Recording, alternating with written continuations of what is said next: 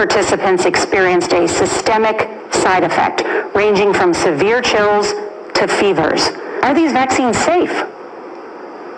Well, the FDA, not being pressured, will look hard at that. The FDA is the gold standard of regulators, and their current guidance on this, if they stick with that, is very, very appropriate.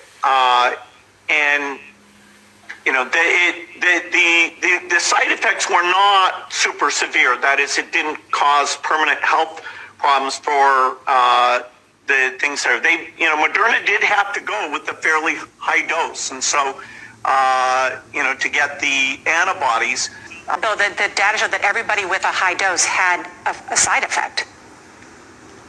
Yeah, but some of that is not dramatic, where it's just super painful. But yes, we need to make sure there's not severe side effects. The FDA, I think, will do a good job of that, despite the pressure.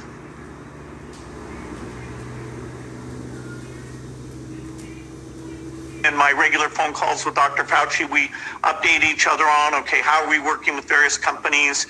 Which ones do we think we need to add to the mix there? The phase 3 endpoint is slightly different than those things, so that we can accumulate events quickly. These trials, the bad news, of course, when we have many cases, is good news for the trials in that they may accumulate events faster than they would have otherwise. But there'll be a lot of uncertainty about how good these vaccines are. The first generation, they said a 50% effectiveness, and they won't know the duration there. So these are going to be likely partial solutions that will improve over time. And so it's too bad, people think that just that phase 3 approval will be the end of the epidemic. How many doses of the vaccine will we need?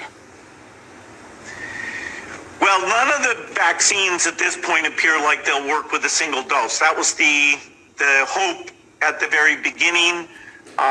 We hope just 2, although in the elderly, sometimes it takes more. And so making sure we have lots of elderly people in the trial will give us that data.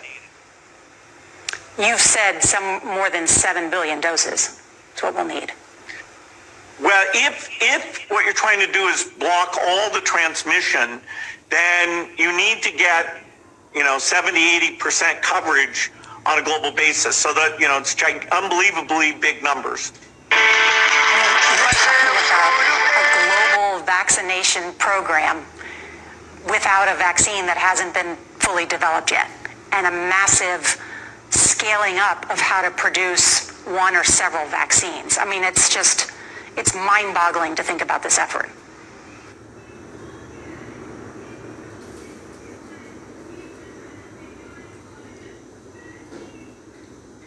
But for the world at large, normalcy only returns when we've largely vaccinated the entire global population.